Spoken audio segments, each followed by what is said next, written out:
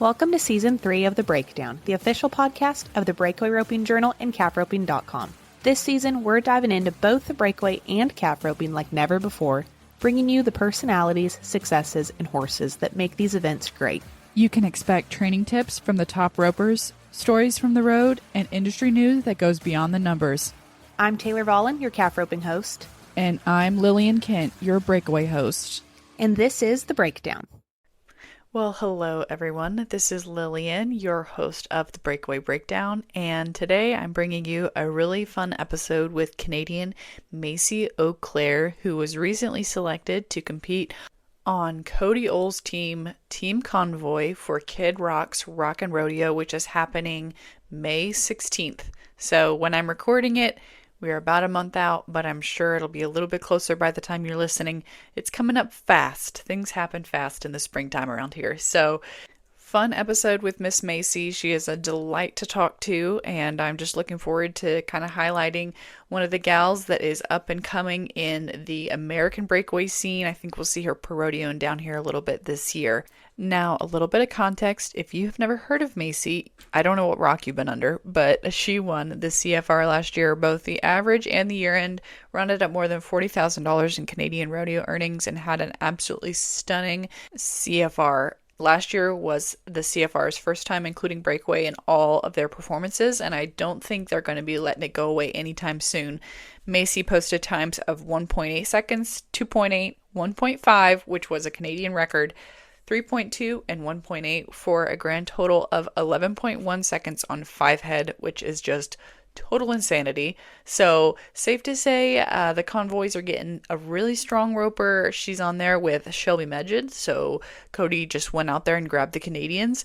And yeah, super excited to get to talk to her and let you guys get to know her a little bit better. But before we jump in, I do need to give a shout out to today's episode sponsor, roping.com. Remember, roping.com is the ultimate streaming experience for every roper. All right, guys, it's time to rope. Let's go.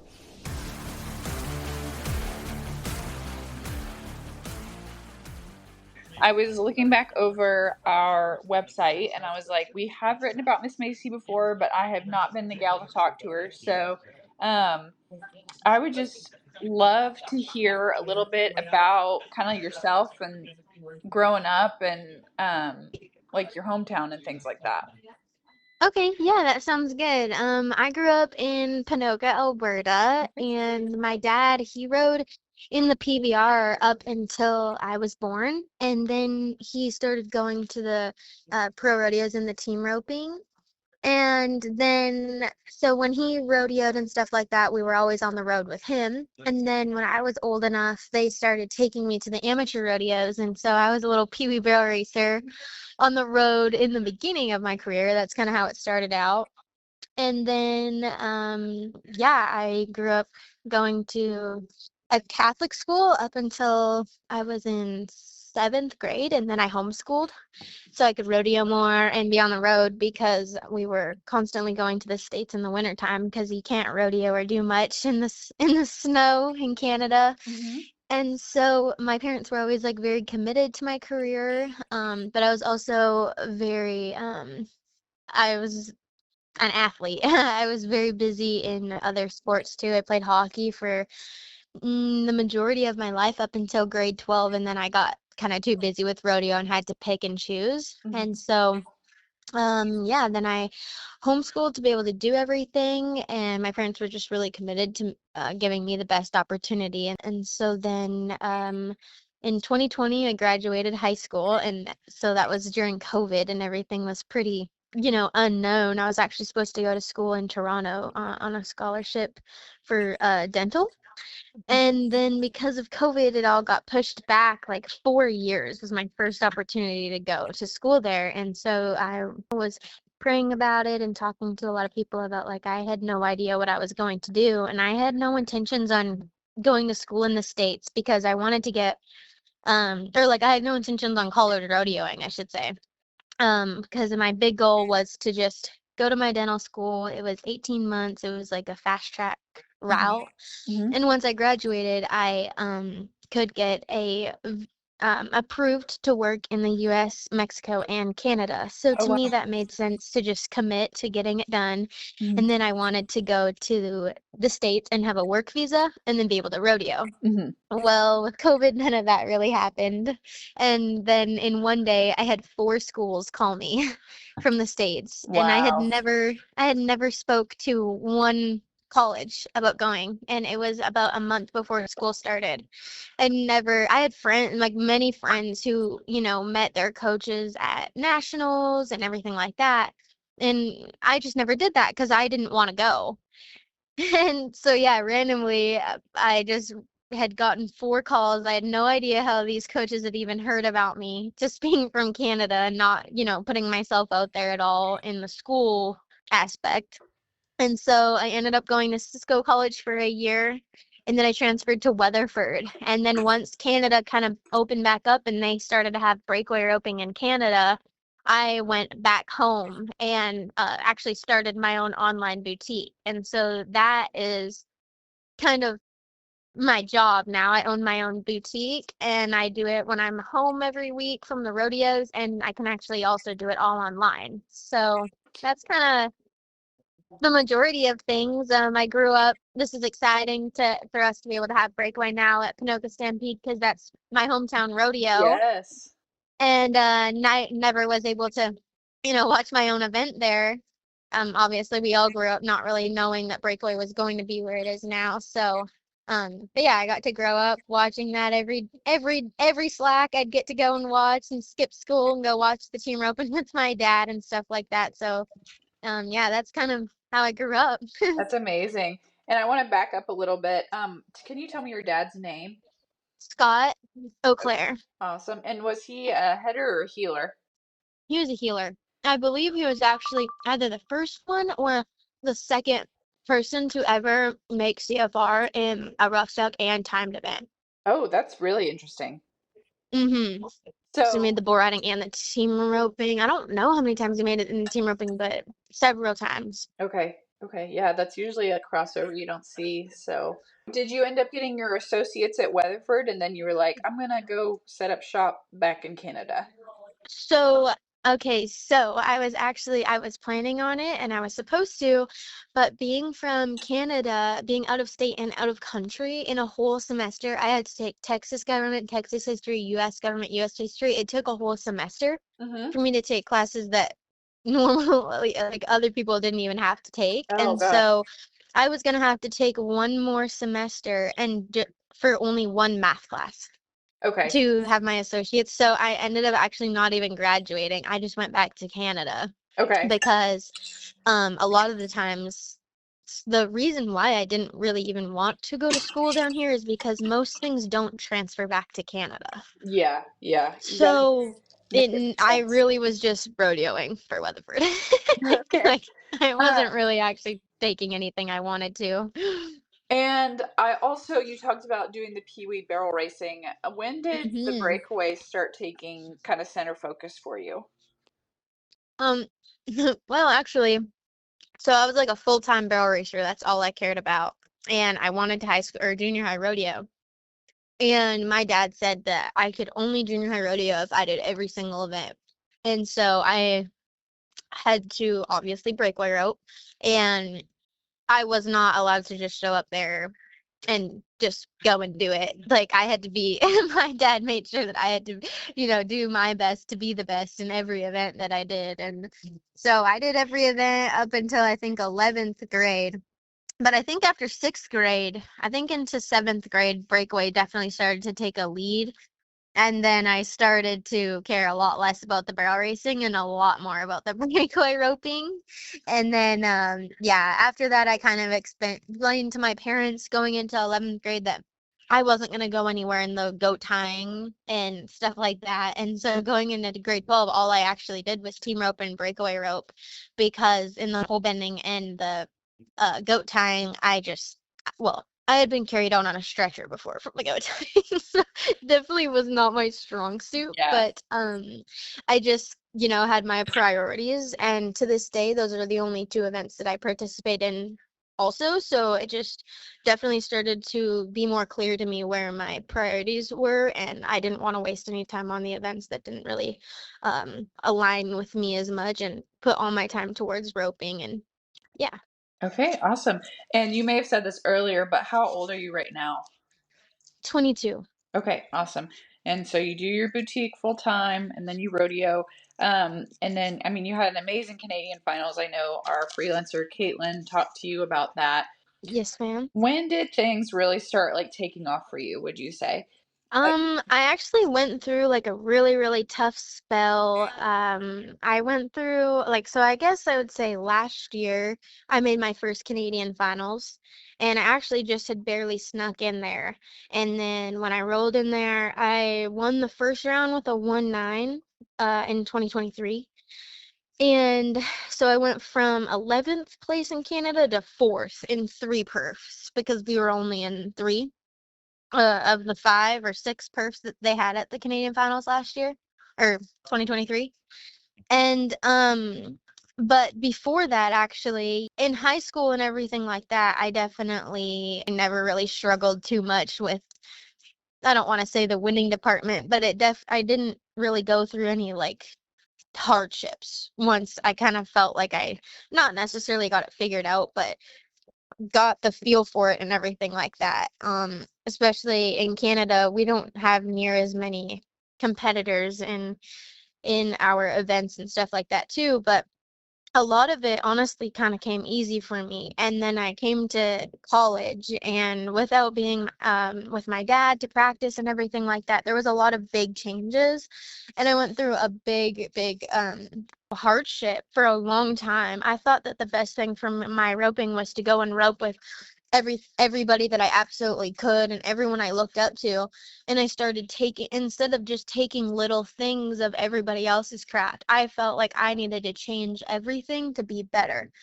And then I found myself not even remembering how I roped or how what I did, and everything just felt completely different for me. And so I actually went one summer rodeoing with Michaela Boisjoli. It's kind of a joke now, but I went 16 rodeos in a row without catching a calf. And I'm extremely stubborn. And I just told Michaela, I said, I'm sick of ripping my rope off. So I'm keeping my string tied on until I rope this calf. And so my rope it stayed on my saddle for 16 rodeos in a row. It got loaded in the trailer.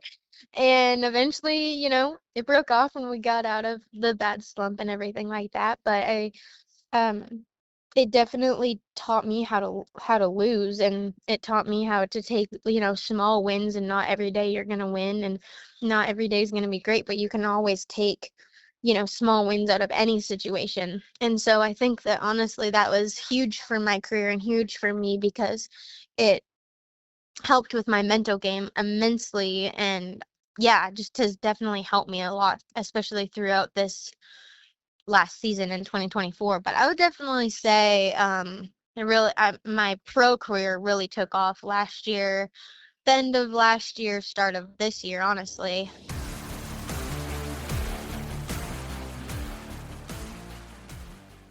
Hey guys, I just need to take a quick break from today's episode to tell you a little bit about roping.com. Get unlimited access to roping.com's comprehensive tie-down, breakaway, and team roping video library, and learn from world champions Caleb Schmidt and Shad Mayfield, as well as top trainers Logan Harkey and Justin Mass. Rope with legendary breakaway ropers like Larry DeGuy, Hope Thompson, and 2024 NFBR world champion Kelsey Domer. Plus, binge hundreds of hours of live and archived ropings, including the Cinch Timed Event Championship, the Patriot events, and more. Now, let's jump back into the episode.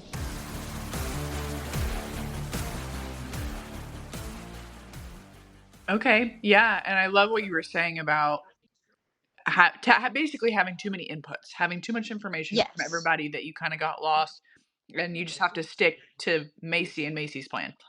Exactly. Not You're never gonna find a roper that ropes the same as somebody else.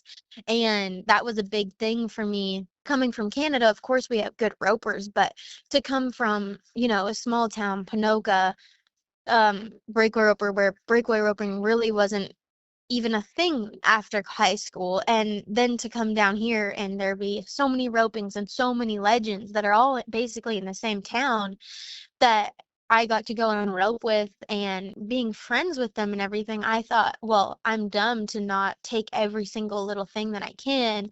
And really, that was one of the biggest mistakes I could have done because I lost myself in that process. Not, and like all of those things work for everybody else, but I had to really learn, like, take bits and pieces to better yourself, but you're never gonna, not everything that someone else uses is gonna work for me. I love it. Talk to me a little bit about your style. Maybe somebody hasn't seen you rope before. Obviously, amazing, fast at the Canadian finals, but kind of talk to me about your style of roping, what you're consistent at, what you're good at, um, and kind of like how would you describe yourself? Yeah, I would definitely say I try and rope, as correct as possible. That's something that my dad's really laid into me from day one is just he's always made me rope with guys. He's always wanted me to have an aggressive swing and ride my horses really well. And it's always been important to have a strong string of horses. And so my dad has always made it a priority to rope with calf ropers, stuff like that. Make sure that my core is good and that I'm not only roping good, but riding my horse is good and working as a team. So um my good horse, she gets pretty tight. So when I get my first shot, I take it. I've had to learn a lot on her because I've roped on that same horse since ninth grade. So she knows me inside and out as I know her inside and out. And so I think that I would say I try to rope as correct as possible and have all of the basics in line and don't astray too far and make it too complicated for myself. I guess it just really depends on the setup, but I would say, yeah, I just try to be as fast as possible. Yeah, that's the name of the game, right? Yeah, and I guess try and stay as I'm just focused and really driven on, what I'm gonna do in my run and not focus what, everyone else is doing or what everyone else has done in the round. I think that was huge for me, especially at the Canadian finals too. Awesome. And so I want to talk about your horses. You mentioned your mirror. What do you call her? Pistol. Okay, and is that the horse you rode at the Canadian finals? Yes, ma'am. Okay, and then who else do you have on your trailer? And then I've got Chrome. He's 8, and I actually just got him this winter, and he's been great. He actually reminds me so much of my mare and his style and everything like that. That's awesome. So are the two of them more suited to shorter setups, or can you kind of get them running a little freer? Those two are definitely set up for the shorter setups, and then I've got one more. His name is Boss, And he's and he is for a long. set up for longer scores. I mean, excels in setups like Pendleton and Cheyenne and stuff like that. Or just longer short scores in general where you've got to go up and set up your run in the middle Okay. and just go make a good run. He's very free and fast running, but he's got a wicked stop. Nice. And let's talk about Kid Rock because Cody Hole was like, I'm drafting Macy. hmm Did you know that was happening? Like, did you know you were kind of on his radar? He had mentioned it after I won the Canadian finals. He had said, that I fit in with everybody else down here and that I should be given the opportunity and that basically Cody's words is that I'm one of his biggest successes in his coaching and everything, and so I think that it was really important for him to have me on his team and just kind of be able to show someone that we've worked together on fixing a lot of my stuff in the practice pen and everything, and um I've grown a lot in my confidence and my roping with that. And so I think with how the Canadian finals went and everything like that, that was kind of his, all right, you're ready. And so he had mentioned it. Yes, ma'am. Okay, that's huge. I mean, it's a big deal for him to be able to kind of showcase this is one of my students, but also a big deal for you to have your mentor be like, here she is. Absolutely. And it'll be really cool because with me and Shelby, both for his breakaway ropers, both of us from Canada. And when I was little, I remember looking up to Shelby when I was just really young in 6th grade and the breakaway roping all of that being new to me, I remember watching Shelby in high school and thinking she was pretty dang cool. Yep, she is pretty dang cool. Well, talk to me about your game plan as you get ready to come down here for Kid Rock. Yeah, I've just been working on keeping my horses ready, keeping them right. And honestly, now that we got to have kind of, the practice deal that we had in Fort Worth, I feel a lot more prepared, because it's such a different setup with the lights and everything like that. I'm not too nervous about that anymore because I'm more used to it. But yeah, just keeping my roping sharp and making sure my horses feel good. And I guess I'm just gonna have to decide which one I want to use. I was gonna say, if you have both Chrome and your mare, it's gonna be a moment to, who can I score, who can I really kind of manipulate in the box when it comes to those Yeah, timers. for sure. And the nice thing is there's no barrier too. So I think that if my mare she cycles really bad. So if my mare is feeling right, she always gets the first call. I want to be able to use her as much as I can while I have her. You never know when your last run's gonna be. So I think that, she's my number one on my string and she's the reason that I am where I am today. That's for sure. Everything I've ever won has been on her. So if I can ride her at the Kid Rock, I think that would be pretty dang cool. Yeah. So sounds like she's the number one, and then Chrome will be in the wings Yeah. if needed. Chrome will be second up probably. Okay. Um, and then I know PBR does the team thing now, and I'm not sure your dad was riding when they brought the team format in, but I bet it's pretty exciting to kind of get to do that in rodeo as well. Yeah, for sure. My boyfriend, he was on the PBR teams and he's actually drafting to another team this year. And so it's been cool to, for him to be there when we did the practice run in Fort Worth and stuff because he got to kind of say, like, this is a lot different. You're used to roping for yourself. And, it is a little bit of added pressure because their whole team's relying on you. And that's something that no rodeo athlete, other than, the team roping and steer wrestlers, are used to. Yeah, yeah. Well, that is nice that he has that extra insight, and he probably has a better feel for it than all of us rodeo people who aren't For used sure. to having to keep everybody in mind. Absolutely. Yeah, he's helped me settle when I didn't rope as good as I wanted to at the first Kid Rock. I was like feeling so bad for letting my team down and he had to be like, "Hey, I've done it too." Oh yeah, super exciting. Looking forward to the Kid Rock deal. It was really neat last year, so it'll be fun to see our little Canadian team representing the breakaway.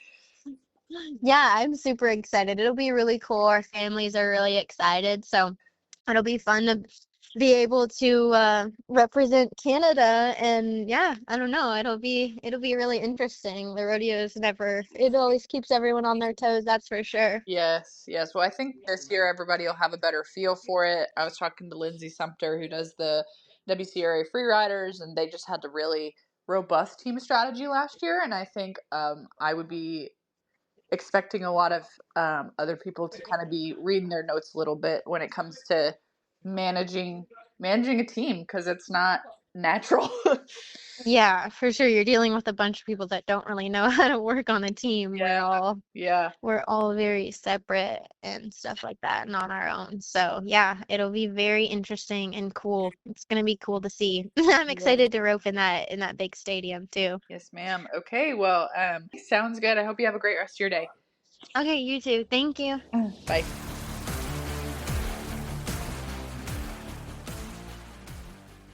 All right, guys, that was a fun one. I super appreciate you joining us here on the Breakaway Breakdown for another fun episode with Miss Macy. And remember, we will be seeing you at Kid Rock's Rockin' Rodeo May 16th, where Miss Macy will be facing off against teams including the WCRA's Freerider team. It's going to be great watching. The team format was super fun last year, so looking forward to going back to AT&T Stadium. Thanks again to our sponsor, roping.com, for supporting today's episode. And remember, you can join for a month or a year and watch on your computer, smartphone, or smart TV anywhere at any time. The ultimate streaming experience for every roper is on roping.com. All right, guys, catch you later.